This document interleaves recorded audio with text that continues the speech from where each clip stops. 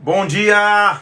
Vamos buscar ao Senhor através da sua palavra. Como é bom a gente estar reunido para simplesmente receber dele, para que a glória dele nos visite, para que a presença dele se manifeste sobre nós. Bom dia a todo mundo que está aqui, estou vendo muita gente chegando. Que Deus possa te abençoar em nome de Jesus Cristo, que a gente seja cheio da presença de Deus mais uma vez nessa manhã, que a gente tenha total liberdade para que o Espírito Santo fale conosco. Como é bom a gente mergulhar na palavra de Deus, como é bom a gente ter a palavra de Deus como nossa instrução de vida, não é isso, gente? A gente está no dia 40 de 100, belo avanço, bela conquista. Parabéns para você que está desde o começo. Quem está desde o começo aí? Dá um oi para eu saber que você está desde o primeiro dia. Quem é que tá comigo desde os 40 dias? Só para eu saber se você, quem são aqueles, se tem algum sobrevivente ainda. Ou se você está chegando agora, me fala aí também, eu quero saber, quero te dar boas-vindas, não importa o quanto tempo você está, o importante que você está fazendo, e nada melhor que começar no dia de hoje. Talvez tem gente aí que foi pegar um Uber, saiu um pouquinho, voltando aí, olha lá, ó, quanta gente falando, tá desde o começo, que bênção, várias pessoas falando que estão desde o início. Como é bom ver aí, ó, Renato, Marcelo Luna, abraço meu irmão, muita gente aí, 40% concluído, Jordana, glória a Deus, Jordana, o Renato e a Renata, que bênção ver a galera, o Nengo Vieira junto também, como é bom ver todo mundo se reunindo, Raíssa, tudo tá aí também na área, Rafael Monteiro, meu irmão que mora lá na Itália, glória a Deus, querido, Raquel, quanta gente, Naldo firme desde o início, como é bom, hein, 40 dias, passou rápido. Mas quantas coisas a gente já está aprendendo da parte do Pai, da parte do Senhor. Então, que Deus possa nos abençoar, que a presença dele venha sobre nós. Vamos orar, na verdade, para que o Espírito Santo venha sobre as nossas vidas. Vamos orar? Pai, nós queremos orar a Ti nessa manhã. Nós pedimos que o Senhor venha e fale conosco, que o Senhor presida mais uma vez esse tempo de leitura da palavra. Como é bom mergulharmos em Ti, estarmos avançando na Tua palavra, em conhecimento, em sabedoria, em entendimento. E o que eu te peço nessa manhã, abre o nosso entendimento mais uma vez, Senhor. Fala conosco, que o Teu reino venha e se manifeste aqui, em o nome do Senhor Jesus Cristo, em nome de Jesus.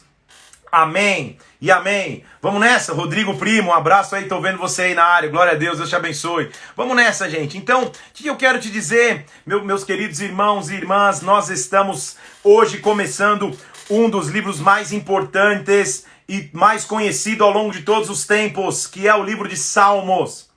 Salmo é um livro atemporal, ele foi escrito para que em qualquer época da vida do homem, do ser humano, ele pudesse ler e esse livro pudesse alimentá-lo. O que seriam os salmos, para nós entendermos? Pela primeira vez agora, nós vamos ler um livro que não é uma história sequencial, ou seja, mesmo Jó sendo um livro de poesia e de sabedoria, a gente está contando a sequência da história da vida de um homem. Salmo não. Salmo ele foi escrito de tal maneira que você pode extrair um salmo dentro do livro, dentro do contexto, e mesmo assim ele vai fazer sentido. Então não é uma história sequencial. Na verdade, o livro de Salmos é a compilação de escritos de aproximadamente 1000 anos do povo de Deus. Então é um livro que, pensa bem, que foi sendo guardado por 1000 anos, e a coleção de 1000 anos de escritos se compilou no livro de Salmos. O que a palavra salmo significa em grego é literalmente poesias feitas para serem lidas com acompanhamento de um instrumento musical. Então foram poesias ou palavras de sabedoria feitas para adorar a Deus. Salmo então é a compilação de diversos autores. O mais conhecido talvez, e a quem se atribui a maioria dos salmos é Davi. Mas ele não é o único. Nós vamos ver salmos que foram escritos por Moisés, por Salomão, muitos escritos por Asaf, que era o chefe do canto na época de Davi. Coré escreveu salmos, existem salmos que não têm autoria. Agora em Salmo a gente vai ver o homem manifestando que Deus é para ele, e em muitos salmos o paralelo ou a paradoxia, o antagonismo entre o ímpio e o gentil, o ímpio e o justo, o ímpio e o justo, aquele que faz iniquidades e aquele que tem retidão diante de Deus. A gente vai ver o salmista clamando e tendo autoridade de pedir ao Senhor: Senhor, levanta-te, fala comigo, ou levanta-te, julga a minha causa, levanta-te, Deus, julga o iníquo, julga o injusto e julga o justo ao mesmo tempo. Então a gente vai ver um levantar de Deus. É um livro obviamente muito lindo para se ler. Deixa eu te dar algumas características dos Salmos para que você possa ler junto comigo, que eu fui anotando aqui. Por exemplo, talvez você vai perceber que tem salmos que são mais individualistas, tem outros salmos que são mais congregacionais. Isso é intencional. Então o salmo foi feito tanto para ser um canto, para se cantar e se falar como congregação, como também o salmo foi feito para que individualmente pudesse ser alimentado. Esses dias eu fui surpreendido aqui, vou contar um segredo para vocês, que ninguém sabe, ninguém tá vendo mesmo, que a nossa galera do Louvor aqui de Brasília, os meus filhos queridos aqui, membros do Ministério de Louvor de Brasília, eles se reuniram, estão se reunindo, e eles estão compondo músicas em conjunto, tendo salmos como base. Meu querido irmão, daqui a pouco você vai ver a gente começar falando dessas músicas, e eu começar a divulgar essas músicas.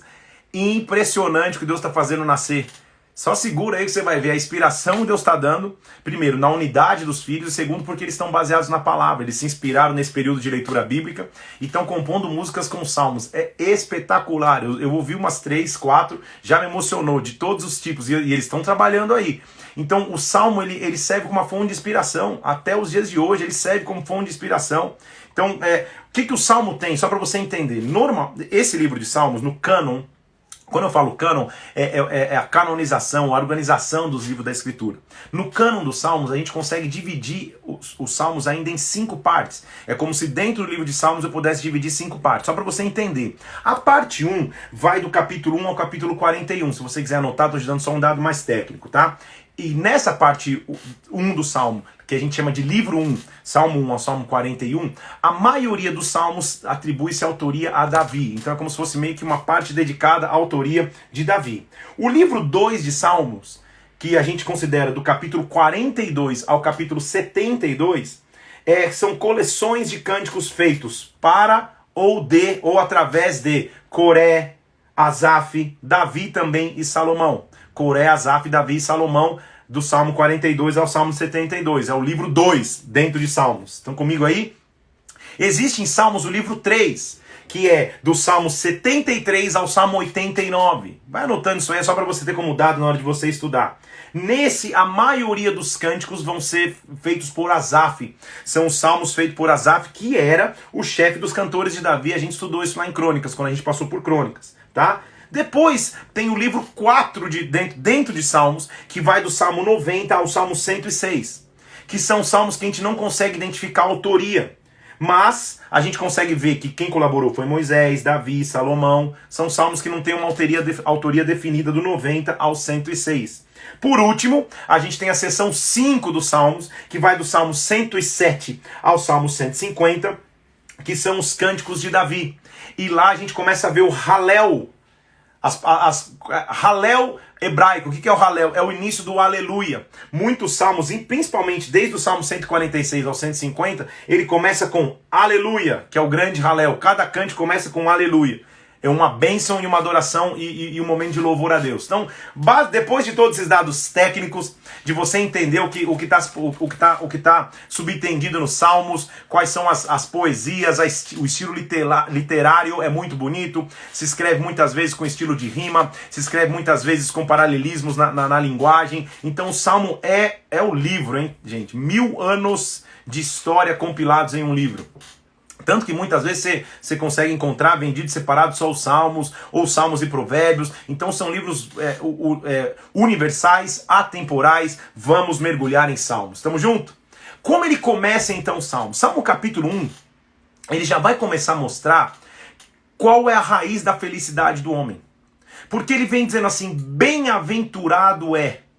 Bem-aventurado literalmente significa feliz, tem paz ou vive em tranquilidade. Então feliz é ou tem paz, vive em tranquilidade quem? Bem-aventurado o homem que não anda segundo o conselho dos ímpios, que não se detém no caminho dos pecadores, que não se assenta na roda dos escarnecedores. Então olha, ele já começa mostrando qual seria a base para a felicidade, a base da esperança. Mas olha que interessante, porque ele divide em 3 fases. Então ter amizade, por exemplo, uma amizade normal, com alguém que é ímpio, com alguém que não é cristão, Isso não significa estar na roda de escarnecedores. Você não pode ser um peixe fora d'água, um cara que não quer falar com mais ninguém, porque senão como você vai evangelizar? Tudo bem? Mas uma coisa é ter uma amizade distante, um coleguismo, outra coisa é você sentar na roda. Então o que ele está dizendo? 3 fases, só para você entender. Bem-aventurado o homem que não anda segundo o conselho dos ímpios. Ou seja, os seus ouvidos não estão abertos para os conceitos dos ímpios. Eu não escuto o conselho deles, eu não escuto o que eles têm a dizer. Eu não escuto o que eles falam, todo mundo faz, imagina, que isso. Eu não escuto os conselhos que vêm deles. Então, fase 1. Além de não escutar os conselhos, eu não me detenho no caminho do pecado. Ou seja, eu não vou começando a parar para observar o que o pecado tem para me oferecer. Eu não fico detido nesse caminho. Então, olha o que ele diz. Eu começo a ouvir o conselho, eu paro no caminho. Fica tão interessante quando eu paro, que daqui a pouco eu sento.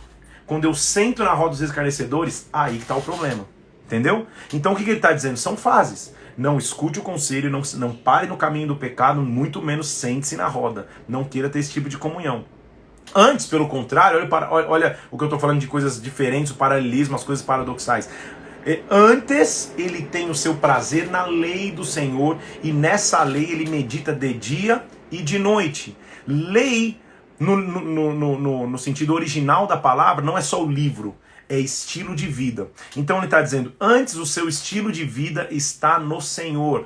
E nesse estilo ele medita de dia e de noite. O meditar naquela época era realmente falar em voz baixa, ficar repetindo várias vezes a lei. Por isso que você vê os judeus hoje lendo a lei várias vezes, verbalmente. Porque é a maneira que eles encontraram de meditar, de que a lei ficasse fixa nos seus corações. É a maneira de se orar em voz alta, de se repetir em voz alta. É claro que hoje a gente não precisa fazer rezas repetidas e repetir as mesmas frases, mas a lei do Senhor tem que habitar em nós. Então ele está dizendo, antes o seu prazer está na lei do Senhor e nessa lei ele medita de dia e de noite. Aí ele continuando lá, ele será como uma árvore plantada junto ao ribeiro de águas. Então ele está fazendo uma analogia daquele tempo. Para um cara que vivia no deserto, para um pessoal que vivia num clima de sequidão, ele sabia o que a árvore tinha que fazer para florescer. A árvore tinha que estar plantada junto às águas. Ele diz, então esse homem vai ser assim. Mesmo no deserto, ele encontrou um ribeiro de águas. Ele vai estar plantado junto ao ribeiro de águas. Olha lá. E no devido tempo, versículo 3, vai dar o seu fruto. Sua folha não vai murchar e tudo que ele fizer vai ser bem sucedido. Então, para ser bem sucedido, eu preciso estar plantado junto ao ribeiro de águas e eu preciso meditar na lei do Senhor. É isso que o Salmo 1 está nos ensinando. Ímpio não é assim. Pelo contrário, eles são como a palha que o vento dispersa. Eles são secos. Sopra o vento, a palha vai embora. Eles não têm vida. O ímpio é assim. Também os pecadores são assim na congregação dos justos. Mas, ele diz, versículo 6, o Senhor conhece o caminho dos justos. O caminho dos ímpios vai perecer. Então, ele já começa o Salmo capítulo 1 estabelecendo um fundamento. Eu tenho óbvio e total convicção que até o cânon, ou seja, a maneira que os salmos foram organizados, é a maneira que tem que nos ensinar. Se eu pego o salmo independente de cada um, ele tem sentido, mas quando eu começo a ver que a maneira que ele foi organizado também ministra, fica mais profundo ainda. Então ele já começa estabelecendo o padrão. Calma aí, seja como árvore plantada junto às águas, não sente roda de escarnecedores, o ímpio é como uma palha seca, o vento leva embora, mas aquele que é justo, Deus prospera o caminho do justo, Deus conhece o caminho do justo. Glória a Deus. Aí ele passa para o Salmo capítulo 2. E a gente vai entrar o Salmo é dividido em categorias também. Tem subcategorias de salmos. Depois você vai estudar os salmos, tá? Existem os salmos que nós chamamos salmos régios. O que é isso, pastor? Pelo amor de Jesus Cristo. Ou salmos reais, ou seja, salmos que vão falar da realeza, da majestade real do nosso Deus. Nós vamos começar a perceber em salmos que há muita revelação do Messias. Há salmos messiânicos, há muitas revelações de quem seria o nosso Jesus Cristo, da sua majestade, do seu poder, porque pensa, esse salmo que nós vamos ler, o Salmo 2, ele foi redigido muitíssimos anos antes de Cristo vir à Terra. E como que o salmista está tendo uma revelação de quem seria o ungido? Que ungido é esse que ele está falando? O ungido é o Messias. Ele está falando do Messias, do ungido de Deus. Então olha só, versículo 2. Por que o gentio versículo 1 do capítulo 2, perdão. Por que os gentios se enfurecem? Por que os povos imaginam coisas vãs? Por que o povo fica vivendo coisas vãs? Poxa, os reis da terra se levantam. Os príncipes do Senhor conspiram contra o Senhor e contra o seu ungido. Então ele já consegue dissociar que tem o Senhor e tem o seu ungido. De quem que ele está falando? Ele está falando do próprio Messias, ele está tendo uma revelação messiânica. Os salmos são pontos-chave disso. Na verdade, você vai ver que a maior referência no Novo Testamento, quando os apóstolos, quando os homens do Novo Testamento iam mencionar a veracidade do Messias através das Escrituras, eles mencionam os Salmos toda hora. Toda hora eles falam de Salmos. Por quê? Porque nos Salmos há revelação intrínseca. No Salmo há uma revelação escondida do Messias. Eles dizem assim, por que as nações se levantam? Por que eles dizem assim, vamos romper os laços, vamos sacudir as algemas? Ou seja, por que as nações estão achando que são presas pelo próprio Deus? Na sua ira, versículo 5, no seu tempo, ele vai falar, no seu furor, ele vai confundir os ímpios. Vai confundir as nações. Eu, porém, olha a decisão do salmista. Eu constituí o meu rei. Olha o salmo régio, olha o salmo falando de realeza. Eu constituí o meu rei sobre o monte santo em Sião. Lembra que ele tinha trazido o templo para Jerusalém, tinha estabelecido em Sião a adoração? Ele diz, lá eu já estabeleci meu rei. Eu não sou igual às outras nações que querem soltar das algemas ou querem soltar das mãos de Deus. Pelo contrário, eu estabeleci meu rei. E quando eu estabeleci o meu rei, olha que versículo famoso, versículo 8 do Salmo capítulo 2. Ele diz assim, pede-me, eu te darei as nações como herança, as extremidades da terra por sua possessão. Então, não adianta só usar o versículo fora de contexto. Senhor, eu vou pedir as nações, o Senhor vai me dar as nações como herança. Aleluia. Não, calma. Se ele é o teu rei, se ele é o teu Senhor, então sim, pede, ele te dá as nações. Então quem reina na tua vida? Se é Deus que reina, pede, ele vai te dar as nações. Agora, se alguma outra coisa reina, se alguma outra motivação reina, não adianta pedir nações. Você não tem essa herança, você não tem esse direito. É isso que o Salmo está nos ensinando. Ele diz assim, pede, eu te darei as nações como herança, eu vou te dar as extremidades da terra como posse. Deus, ele vai reger, ele vai conduzir, ele vai ser rei sobre as nações com vara de ferro. Ele vai despedaçar como se despedaça um vaso. Ou seja, nações tão distantes dele vão sentir o poder dele, vão sentir a mão dele. Ele diz no versículo 11, sirva ao Senhor com temor, se alegra diante dele com tremor. Versículo 12, beija o filho. Olha que revelação linda. Beija o filho para que não se irrite e não pereça no caminho, porque dentro de pouco se inflamará a sua ira. Bem-aventurado todos os que nele se refugiam. Beija o filho. Você sabe que o ósculo era muito conhecido no Novo Testamento. O beijo era o código de amor entre Jesus Cristo e seus discípulos. Tanto que Judas beija para traí-lo e Jesus Cristo fala, cara, você vai me beijar e mesmo assim vai me trair? Então ele está dizendo, reconheça em amor para que ele não se irrite. Reconheça em amor a sua majestade. Bem-aventurado é você que se refugia nele. Então a gente vai começar a ver uma série de salmos agora que são respostas para tempo de luta, são respostas para tempo de aflição, são respostas para tempo de solidão, são respostas para tempo de perda. O salmista vai mostrar que é no meio da luta, que é no meio da dificuldade que eu descubro que ele é meu Senhor, que ele é meu refúgio. Por exemplo, esse Salmo capítulo 3 foi um salmo escrito quando Davi estava sendo perseguido por Absalão. Davi escreveu esse salmo nesta fase. Então você lembra comigo da história? Que Absalão, seu filho, vai lá na porta do palácio, fica roubando o coração do povo, por anos ele fica roubando, até que chega um dia que ele dá o golpe, e Davi tem que sair correndo, fugindo para não morrer. Quando Davi está correndo, fugindo, chateado porque seu filho o traiu e com medo de morrer, nesta fuga, ou nessa pior luta da sua vida, porque ele está sendo traído dentro da sua própria casa, já tem sobre ele o peso de ter pecado, do seu filho, do primeiro filho com Batseba ter morrido, já tem toda aquela confusão, a divisão veio na sua casa. Neste contexto de luta, ele escreve o Salmo 3. Quando a gente entende o conceito, o Salmo fica mais rico, né, gente?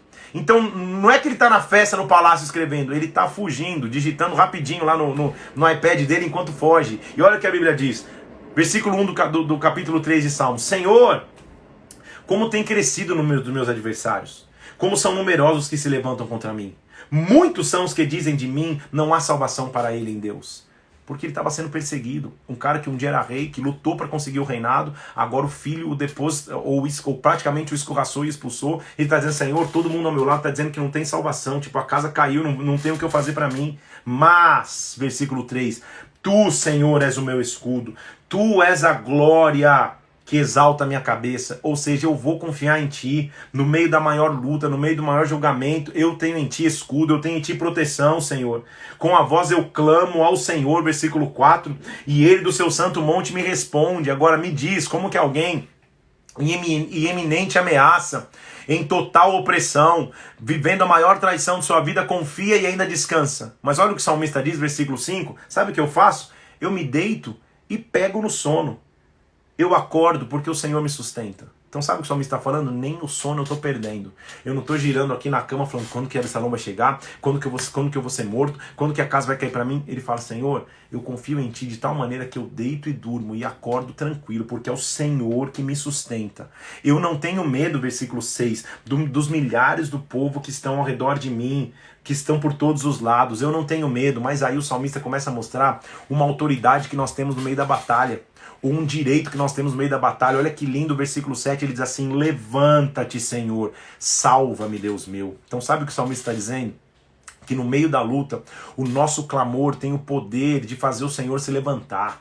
Quando o Senhor escuta o nosso clamor no meio da luta, Ele se levanta. Então na luta que você está vivendo, na luta que eu posso estar atravessando, eu tenho autoridade para dizer, Senhor, levanta-te, salva-me, vem em meu resgate, Senhor, eu preciso da tua intervenção. Pai, inimigos estão me rodeando, todo mundo está falando que não tem mais salvação para mim. Levanta-te, meu Deus, levanta-te. Olha o que ele diz, fere no queixo os meus inimigos, quebra os dentes dos ímpios. Ele está falando, e lembra de quem que ele está referindo? Ele está referindo-se, no meu entendimento, a um homem forte que quando estava oprimido pelos filisteus, pegou a queixada de um jumento e feriu todo mundo, quebrou os dentes de todo mundo. Sansão. Lembra que Sansão recobrou força numa hora que estava todo mundo vindo para cima dele? Ele está falando, Senhor, na minha força eu não posso fazer mais nada, me faz algo sobrenatural, fere os meus inimigos no queixo, quebra os dentes dele. Quebrar os dentes é o símbolo para tira as forças, que eles não tenham forças para me abocanhar, que eles não tenham forças para me morder. Porque eu quero dizer, versículo 8, do Senhor é a salvação, sobre o seu povo a sua bênção. Você viu porque é importante a gente conhecer as Escrituras? Quando você estiver aconselhando alguém, e aí, por isso que a gente tem que conhecer as Escrituras. Quando você estiver aconselhando alguém, e no aconselhamento, às vezes você é pego de surpresa. De repente chega uma situação que você não sabe como resolver. Você está aconselhando alguém, o cara está passando uma luta, e você está pensando, Deus, como que eu vou resolver? Como que eu vou resolver? O que eu vou falar? Você não vai falar do teu conceito. Você não vai falar, sabe o que é? Porque eu acabei de ler nos índices de Wall Street, eu acabei de ler na Newsweek, eu acabei de ler na Times.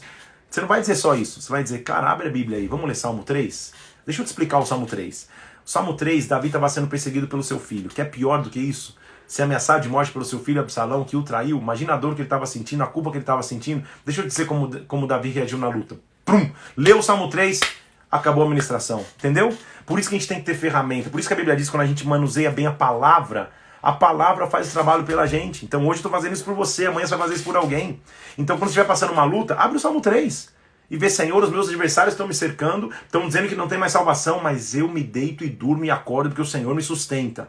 Cada dia vai ser um dia após o outro, o Senhor me sustenta. Do Senhor vem salvação, versículo 8, sobre o seu povo vem a bênção. Eu sou parte do teu povo, Pai, então vem bênção sobre mim. A gente vai ler uma série de salmos que são inspiração para momentos de luta, inspiração para momentos de dificuldade. O salmista vai continuar, Davi vai continuar dizendo no Salmo 4 da confiança que ele tem em Deus. E da autoridade que a gente tem de clamar ao Senhor. Então ele diz assim no versículo 1 de Salmo 4, Senhor, responde quando eu clamo. Deus da minha justiça, na minha angústia, o Senhor tem me aliviado, tem misericórdia de mim, ouve a minha oração. Então a gente começa a ver que os salmos nos dão autoridade, igreja. Já estou falando igreja porque nós somos igreja. O salmo nos dá autoridade de simplesmente clamarmos a Ele. Então o que o inimigo quer é calar a nossa voz. O inimigo quer calar o nosso clamor. Então o que a gente tem que ter é, mesmo no meio da luta, a autoridade para continuar clamando, para não perder a fé, para não perder a esperança de Senhor, na minha angústia tem misericórdia. Escuta a minha oração, Pai. Até quando, Senhor? E aí o Salmo vai começar a apresentar muitas vezes isso. Até quando? Até quando é a frase de quem está passando uma luta, não é isso? No meio dessa quarentena você não fala, Deus, até quando? Quando que eu vou voltar à normalidade? Até quando? Porque até quando é a frase daquele que não aguenta mais. E ele está dizendo assim, até quando, Senhor? Versículo 2. Até quando tornareis a minha glória em vexame? Ou seja, até quando o que antes era glória agora é vergonha? Até quando amareis a vaidade e buscarei a mentira? Até quando os homens vão fazer isso? Senhor, saiba, porém, que o Senhor distingue para si o piedoso. O Senhor me ouve quando eu clamo por ele. Então eu estou no meio de uma situação difícil, os homens estão pervertendo o que era glória em vexame, tá tudo, a sociedade está perdida e blá, blá, blá, blá, mas eu sei que o Senhor separa para si quem é piedoso. Eu sei que o Senhor ouve o meu clamor. Então ele diz assim, versículo 4, se ira, pode ficar nervoso com a situação, mas não peca. Irai-vos, mas não pequeis. Consulta no travesseiro o coração e sossega. Então sabe o que ele está dizendo? Ele está associando muito o momento de dormir, de descansar, para dizer, cara, descansa, não perde mais o sono por causa disso. Oferece ao Senhor sacrifício de justiça. Confia no Senhor, versículo 5. Muitos dizem, quem nos dará a conhecer o bem? Da onde vai vir essa glória? Senhor, versículo 6, levanta sobre nós a luz do teu rosto. Levanta sobre nós a luz do teu rosto. Mais alegria me coloca no coração, Senhor, do que ter fartura e cereal. Aí mais uma vez, esse versículo eu cresci ouvindo isso dos meus pais, da minha avó. Olha o versículo 8, ele diz assim, em paz me deito e logo pego no sono, porque o Senhor me faz repousar em segurança. Hoje eu quero ministrar para você, porque tem muitas pessoas que estão perdendo o sono nessa quarentena, que estão desregulados. Tá tendo sono no meio do dia, sono no meio da tarde, a madrugada parece um zumbi, sem saber o que fazer, perdendo horas na internet, perdendo horas em seriados, maratonando a noite inteira, sendo improdutivo durante o dia. Descansa no Senhor. Regula novamente teu relógio biológico. Se regula. Regula o teu tempo de trabalho, de busca e também de lazer, dentro de casa, se a maior parte do tempo está passando agora. Mas se deita e dorme em paz. Repousa em segurança. Não queira só dormir para passar o tempo rápido e ir embora. Em paz eu me deito e logo eu pego no sono. O Senhor faz-me repousar em segurança. Você que está passando insônia aí, lê esse versículo antes de dormir. E eu te desafio, se você não vai cair no sono, sem remédio, sem subterfúgios, Deus vai te dar o sono tranquilo. Porque você vai encontrar a paz dele. Isso é a Bíblia, no meio da guerra. O salmista está no meio da guerra. Ele continua dizendo, capítulo 5 de Salmos, Senhor, escuta a minha palavra. Escuta o meu gemido, Pai. Escuta, Rei meu. Olha o Salmo Real aí, Salmo Régio. Deus meu, escuta a minha voz que clama. A Ti é que eu imploro. Ou seja, Tu és a minha base, Pai. Olha só, versículo 3. De manhã, ouve a minha voz, Senhor. De manhã te apresento a minha oração e fico esperando. Então, para mim, há um benefício em começar amanhã, em acordar adorando ao Senhor. E esse de manhã do versículo 3 é de manhã em manhã ou a cada manhã. Eu não sei que horas começa a tua manhã. Minha manhã começa cedo, tipo 6 e pouco, 7 horas da manhã. O negócio já está desperto aqui para aula online das crianças, para eu começar a preparar. 11 horas da manhã talvez comece teu dia, ou talvez você está começando o dia 2 da tarde. Não sei que hora você está vendo essa live. Mas o fato é que comece teu dia clamando ao Senhor. Comece teu dia adorando ao Senhor. Ele está dizendo a cada manhã, versículo 3 no original. A cada manhã, ou seja, constantemente. Todos os dias eu busco a Ti. Eu te apresento a minha oração e espero. Eu te apresento a minha oração e aguardo. Porque, Senhor, eu sei que o Senhor é o Deus que não se agrada da iniquidade.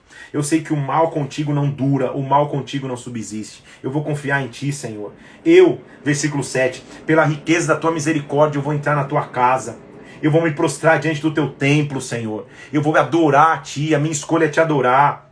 Guia-me, versículo 8, na Tua justiça. Guia-me por causa dos meus adversários, Pai. Guia-me, meu Deus, guia-me. Olha só, versículo 11 do capítulo 5 de Salmos. Regozijem-se, alegrem-se os que confiam em Ti. Foguem-se de júbilo para sempre, porque o Senhor os defende. Aqueles que confiam em Ti, o Senhor defende. Em Ti se gloriem os que amam o Teu nome. Senhor, abençoa o justo, como escudo os cercas de benevolência. Oh, meu Deus, como é bom ler Salmos e ser alimentado com a palavra de Deus quando a gente passa no meio das guerras. O salmista está nos dando chaves, está nos dando ferramentas para como clamar, como buscar, como nos proteger. Eu clamo a Ti a cada manhã, de manhã em manhã, todos os dias eu Te busco, Pai.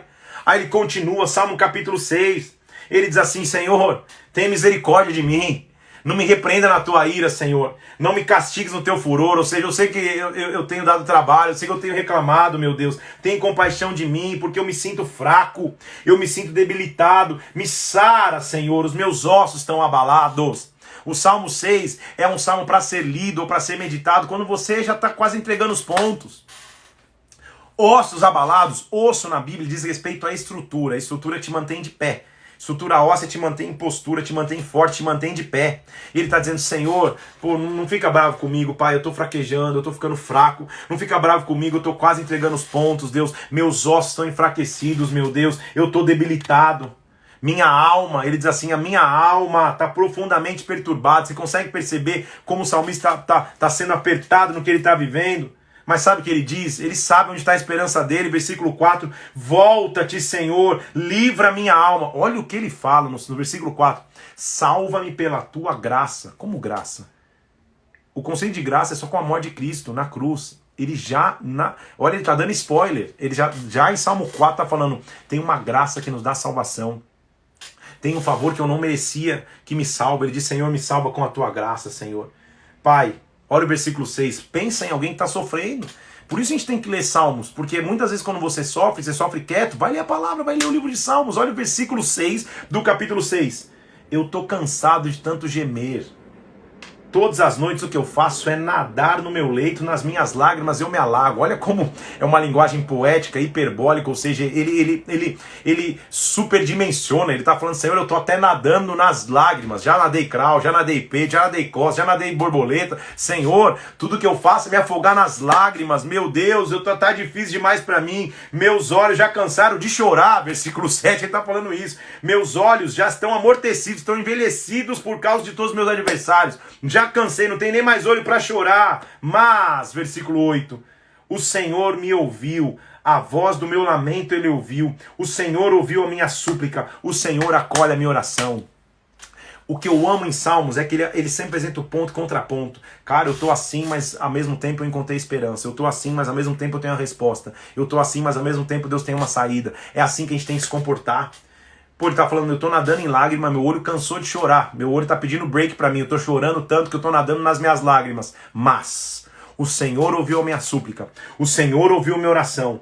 Envergonhem-se e sejam perturbados, versículo 10, os meus inimigos. Sejam rapidamente cobertos de vergonha. Ou seja, Deus vai me honrar, Deus vai me justificar. Olha quantos salmos estão nos trazendo esperança, e eu só estou no Salmo 6, hein, gente? Ele começou trazendo a base em onde a gente tem que estar plantado, e agora ele vem mostrando, na hora da luta quem é Deus. Adversários me cercam, adversários me afugentam, eu confio em Deus. As minhas próprias lágrimas e a minha alma me afugenta, eu confio em Deus. Ele ouviu o meu clamor, que isso possa nos alimentar nessa manhã, que isso possa te alimentar nessa manhã. Davi continua o Salmo 7 dizendo assim, Senhor, o meu refúgio é ti. Eu sou justo porque eu me refugio em ti. Capítulo 7, versículo 1, Senhor meu Deus, em ti eu me refugio, me salva dos que me perseguem e me livra. Eu tenho refúgio em Deus, Senhor, para que ninguém como o leão me arrebate, para que ninguém me despedace, para que não havendo com quem me livre, o Senhor cuide de mim. Então ele está falando, está descrevendo sim um momento de luta, de dificuldade, de opressão, de aflição, mas encontrando um refúgio. Senhor, se tem justiça em mim, me julga. Ele tá se apresentando para que o Senhor o analise, para que o Senhor faça um raio-x, para que o Senhor faça uma tomografia nele computadorizada. Ele está dizendo, Senhor, meu Deus, versículo 3, se eu fiz dos que me culpam, ou se nas minhas mãos tem iniquidade, se eu paguei com mal aquele que estava em paz comigo, então que o inimigo persiga a minha alma, versículo 5, que me alcance, que a minha glória seja arrastada como pó. Mas, olha a autoridade de novo que Salmo nos dá, versículo 6, levanta-te, Senhor. Levanta-te, mostra a tua grandeza contra os meus adversários. Essa é a nossa frase de hoje, para você nunca esquecer que Salmo nos dá essa autoridade. Levanta-te, Senhor, e mostra a tua grandeza. Levanta-te, Senhor, e mostra a tua grandeza. Meu irmão e irmã, não importa o que nós possamos estar vivendo, nós temos essa autoridade dada por Deus. No problema familiar que você possa viver, no problema de saúde que você possa enfrentar, no problema financeiro que possa bater na tua porta, nós temos essa autoridade dada por Deus de abrir os nossos lábios e dizer, levanta-te, Senhor, mostra a tua grandeza. Levanta-te, Senhor, mostra a tua grandeza. Eu tenho convicção que nesses dias que nós vamos dedicar em Salmos aqui, a tua leitura e a tua abordagem no livro de Salmos vai mudar. Porque você vai começar a entender o que tem por trás de cada escrita. Eu estou falando de momentos de luta. Davi escreveu esses salmos em muitos momentos de luta, sendo perseguido por Absalão, sendo perseguido por Saul, tendo vivido o seu próprio pecado. E nesses momentos ele encontrou solução. Ele está dizendo, Senhor, levanta-te, versículo 6 de Salmo 7, e mostra a tua grandeza. Desperta-te, versículo 6, em meu favor. Reúnam-se ao redor de ti os povos, para que o Senhor possa removê-los ou remontá-los das alturas. Senhor, julga os povos, mas julga segundo a minha retidão, segundo a integridade que é em mim. Como é bom o salmista poder dizer isso. Senhor, eu tenho sido correto diante de ti. Levanta-te, julga-me de acordo com a minha retidão. Deus, versículo 10. Deus é o meu escudo. Ele salva os retos de coração. Deus é justo juiz. Deus que sente indignação todos os dias. Deus. Sabe o que o inimigo fez? Ele abriu uma cova para que eu pudesse ser enterrado. Mas sabe o que aconteceu com essa cova? Versículo 15. O inimigo abre uma profunda cova e cai na cova que ele mesmo fez. Oh, como Deus é maravilhoso. Ele fez a cova, mas ele mesmo vai cair nela. A sua malícia vai recair sobre a sua cabeça, sobre a sua mioleira, sobre o seu miolo, sobre a sua cabeça vai descer violência. Mas ele sempre faz esse contraponto. Eu, que sou íntegro, versículo 17 do capítulo 7. Eu renderei graças ao Senhor segundo a sua justiça. Eu cantarei louvores ao nome do Altíssimo. Ele está falando, a minha posição na guerra é render graças. A minha posição na guerra é adoração. Levanta-te, Senhor, mostra a tua grandeza. Levanta-te, Senhor, mostra a tua grandeza. Faz esse pedido hoje. Faz esse pedido agora em nome de Jesus. Abre os teus lábios aí. Oferece tua ação de graça. Senhor, levanta-te, mostra a tua grandeza. Levanta e mostra a tua grandeza. Quando ele começa a falar de grandeza, então ele vai gastar agora 2 salmos, e principalmente o Salmo 8, falando da majestade, da magnificência, da grandeza do nosso Deus, a glória que ele tem que é maior do que a nossa. É mais um salmo de Davi, e no Salmo 8, versículo 1, ele já começa, Senhor, Senhor nosso. Ele repete 2 vezes, tu és Senhor, mas não só o Senhor lá longe, Senhor nosso, quão magnífico em toda a terra é o teu nome. Quão magnífico, magnificência é uma característica que só o nosso Deus pode ter, que é uma grandeza acima da concepção humana. Deus, tu és magnífico. Ou seja, não tenho palavras humanas para explicar a tua grandeza. Tu és magnífico. Quão magnífico é o teu nome em toda a terra. O Senhor expuseste nos céus tua majestade. Sabe o que ele está falando? Quando eu olho os céus, lá longe eu vejo tua majestade. Mas quando eu olho aqui perto, as criancinhas de peito, eu também vejo tua majestade. Sabe o que ele está dizendo? Longe ou perto, eu vejo tua grandeza. Longe ou perto, eu vejo tua magnificência, eu vejo tua majestade sobre a minha vida. O Senhor, da boca dos pequeninos, das crianças de peito, suscitaste força por causa dos teus adversários. O Senhor fez emudecer o inimigo e o vingador. Aí ele vai lá para longe de novo. Senhor, quando eu contemplo os céus e a tua grandeza, a lua, as estrelas se eu estabelecesse, ele está lá longe, ele volta para perto. Percebe o contraponto que ele está fazendo? O estilo literário maravilhoso. Quando eu estou lá nos céus e as estrelas, tu és maravilhoso. Mas quando eu olho para perto, Deus, o que seria o homem? O que é o homem perto da tua grandeza para que o Senhor se lembre do homem, Pai? O que é o filho do homem para que o Senhor o visite? Mas, meu Deus, quando eu vejo toda a majestade da tua criação, como o Senhor foi bom com o homem, ele está dizendo. Porque o homem, o Senhor o fez um pouco menor do que Deus somente. E o coroou de glória e honra. O Senhor deu sobre nós, a raça humana, domínio sobre todas as coisas, versículo 6. O Senhor nos deu domínio sobre tudo aquilo que o Senhor criaste, Pai. Sobre os pés do homem tudo o Senhor colocou, ovelhas, bois, animais, aves, peixes. Meu Deus, quão magnífico é o teu nome em toda a terra. Percebe que é um salmo de magnificência? Quando você lê esse salmo só, a grandeza de Deus, não sei se você sente, eu que estou viajando, a grandeza de Deus já nos invade. A glória de Deus já nos invade. Quando no meio da luta, lembra que ele está colocando isso aí dentro do sanduíche, no meio do x-tudo ali que se chama luta. No mesma categoria de salmos de luta, ele está falando, Senhor, mas como tu és grande, Pai. Quando eu olho lá longe nas estrelas, o Senhor é grande. Quando eu olho aqui perto nas crianças de colo, o Senhor é grande. Quando eu olho lá longe no céu, o Senhor é grande. Quando eu vejo o homem, o Senhor é grande. Na verdade, meu Deus, que privilégio é esse de ser um ser humano? Que privilégio é esse de ser um homem? Que privilégio é esse de ser um ser humano que diante de toda essa grandeza, o Senhor nos colocou para dominar essa grandeza. Ah, meu Deus, quão magnífico é o teu nome sobre toda a terra.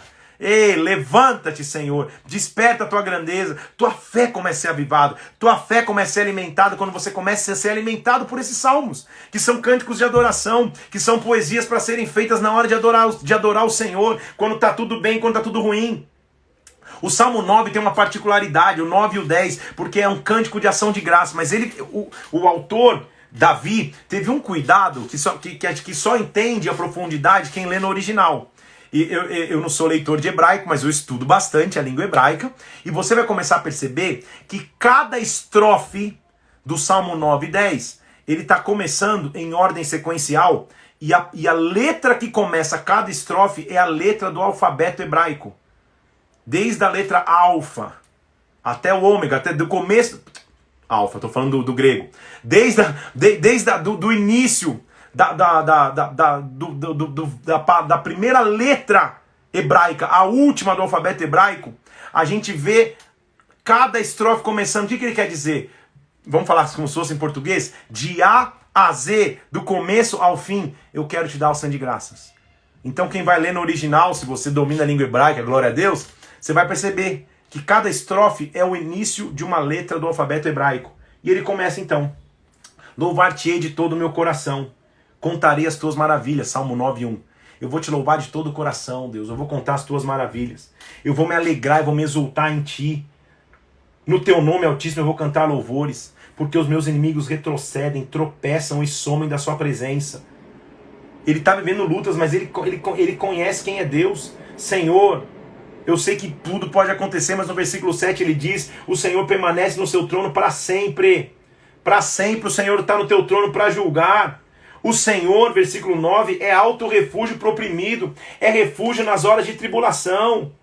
Canta louvores, versículo 11, agora é um salmo de convite. Canta louvores àquele que habita em Sião. Proclamai entre os povos os seus feitos. Canta louvores, exalta o Senhor. Ele está falando de... Então é um salmo a gente chama acróstico, porque ele celebra as letras do alfabeto hebraico. Senhor, faz conhecido o teu nome, pelo juízo que executa, versículo 16. Enlaça o ímpio nas obras das suas mãos, mostra a tua grandeza, Senhor. Versículo 18, o necessitado não será para sempre esquecido. A esperança dos aflitos vão se frustrar para sempre. Levanta-te mais uma vez, versículo 19. Levanta-te, Senhor, que não prevaleça o mortal. Levanta-te, meu Deus. Saibam as nações que não passam de mortais, ou seja, que eles são pequenos perto da tua grandeza, Pai. Levanta-te, meu Deus. O Salmo 10, ele continua. Por que, Senhor, o Senhor está longe? Ele faz uma reflexão. Porque todo mundo que passa por luta vai sentir algum momento: pô, Deus, cadê você? Onde o Senhor está? Por que o Senhor está longe, Pai? Por que o Senhor se esconde na hora da minha luta, Deus? Por que os ímpios são arrogantes e a arrogância é não querer fazer a vontade de Deus? Por que eles perseguem o pobre, Pai? Por que o perverso se gloria e cobiça a sua alma? Meu Deus, por quê? Por que isso? Senhor, levanta-te, versículo 12. Levanta a mão, não te esqueça dos pobres. Não te esqueça dos pobres. Rei, versículo 16, o Senhor é eterno, da sua terra somem-se as nações, ou seja, o Senhor controla tudo. O Senhor tem ouvido para o desejo dos humildes. O Senhor vai fortalecer o coração e vai acudir os humildes. O Senhor vai fazer justiça ao órfão e ao oprimido, versículo 18 do Salmo 10, a fim de que o homem que é da terra não se infunda terror. Então pensa comigo, até agora ele está falando de lutas, mas de grandeza. Aí ele vai mostrar no capítulo 11, a gente vai até o 13 hoje, dá vontade de ir embora no Salmo, mas no capítulo 11, ele vai mostrar que Deus é para nós, fazendo uma analogia importante. Ele vai mostrar o refúgio, a torre de refúgio que é o Senhor para nossas vidas. Ele diz assim, versículo 1, perdão, do Salmo 11, no Senhor me refugio, no Senhor eu vou me refugiar. Como que minha alma me diz para fugir e para ficar sozinha? Porque o que ele está tentando nos dizer então? A luta vai nos fazer refugiar. A diferença é onde você vai se refugiar. Se você vai se refugiar na tua solidão, se você vai se refugiar no medo, se você vai se refugiar num copo de bebida, se você vai se refugiar numa loucura, ou se você vai se refugiar em Deus. Então ele está dizendo, é no Senhor que eu me refugio, versículo 1 do Salmo 1. Como que a minha alma pode dizer, foge como pássaro para o monte? Como que minha alma está mandando fugir? Não! Eis que lá no monte, que minha alma quer que eu fuja, lá, versículo 2, os ímpios já armaram um arco, lá já tem flecha na corda, lá eles vão disparar contra os retos de coração. Então tem refúgios que são armadilhas, tem refúgios que a flecha está esperando para nos ultrapassar. Ora, destruídos os fundamentos, o que o justo pode fazer? Ou seja, se na hora da luta eu me refugiar no lugar errado e meus princípios forem destruídos, o que eu vou poder fazer? Não. Eu tenho um lugar para me refugiar. E olha o que ele diz no capítulo 11, versículo 4. O Senhor está no seu santo templo. Nos céus tem o Senhor o seu trono.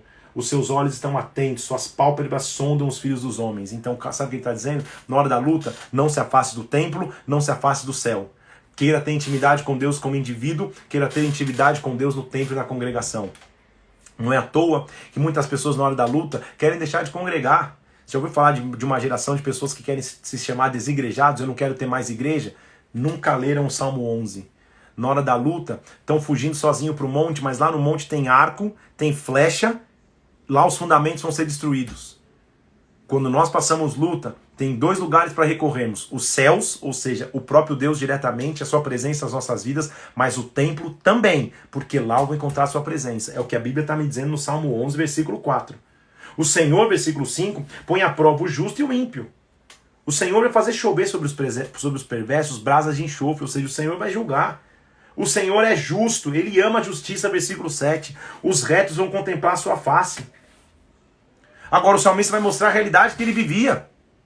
Perceba comigo que ele não está escrevendo isso no momento de muita alegria, ele está escrevendo no momento de luta. Ele diz assim no Salmo 12, versículo 1, socorro, Senhor, socorro, meu Deus, já não tem homens piedosos, desapareceram os fiéis, tipo, não tem ninguém mais, não sobrou ninguém, parece que eu não posso confiar mais em ninguém, só tem falsidade de um para o outro, versículo 2, só tem bajuladores, só tem coração fingido. Opa, ele está escrevendo lá na época dele, não está escrevendo em 2020 não, mas tem muitos momentos que nós vivemos assim, socorro, meu Deus, só tem bajulador, só tem fingido, o que está acontecendo? Senhor, corta os lábios dos bajuladores, daqueles que só falam em soberba, porque eles dizem que vão prevalecer, mas Senhor, eu me levantarei agora, diz o Senhor, versículo 5, eu colocarei a salvo aquele com quem por isso suspira. Versículo 6, as palavras do Senhor são puras, as palavras do Senhor são como ouro refinado e depurado, Ele depurou isso.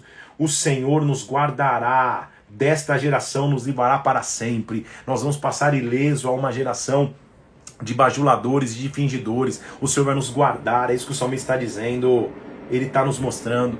E aí, nós vamos terminar a leitura de Salmo hoje, e como os salmos são ricos, não é isso, gente? Nós vamos terminar a leitura de Salmo hoje, de novo, com uma oração de fé, com o salmista mostrando, até quando?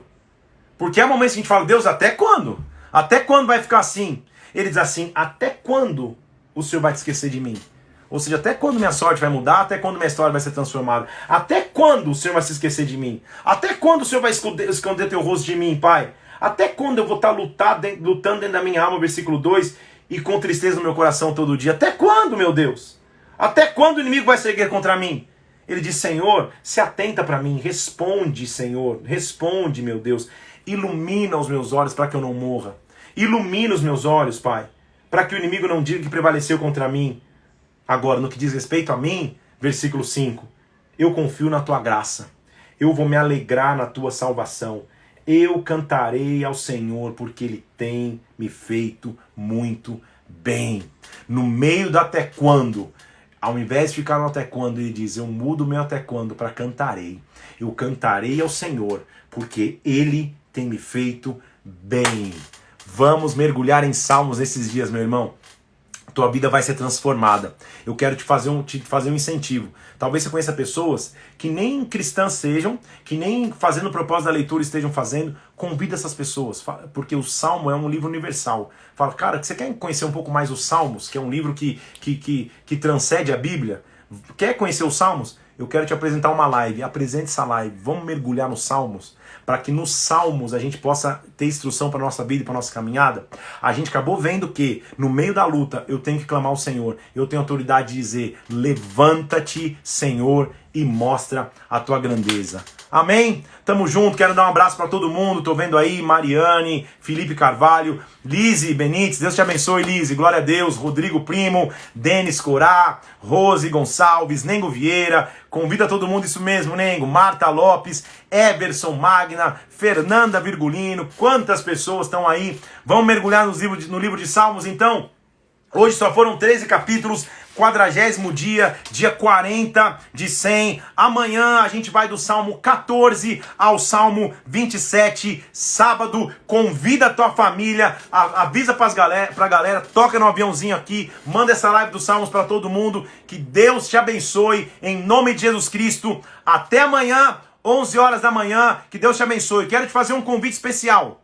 Hoje, 9 horas da noite, no YouTube da pastora Denise Seixas, ela vai fazer uma live de adoração só com as músicas da antiga, da tribo de louvor, aquelas que você vai ouvir e vai até te arrepiar, tipo Caia Babilônia, todas as antigas e as mais atuais. E essa live vai arrecadar recursos para o projeto da Pedra para a Rocha, do meu querido amigo Pastor Rica, lá na Cracolândia, em São Paulo. Então hoje, às 9 horas da noite, lá no YouTube da pastora Denise Seixas. Eu vou postar agora também, para você já ter o link. Hoje, às 9 horas da noite, vamos adorar junto. Eu vou estar lá assistindo, tá aqui, né, em casa, assistindo, mas vamos disparar para todo mundo também assistir essa live hoje, 9 da noite. Deus te abençoe, vamos mergulhar nos Salmos. Vamos mergulhar nos Salmos, convida quem não conhece a Cristo, porque vai ter salvação enquanto as pessoas conhecerem os Salmos. Deus te abençoe, um abraço, até amanhã, às 11 horas da manhã. Deus te abençoe em nome de Jesus Cristo, fica na paz de Cristo, um abraço para todos vocês. Deus te abençoe.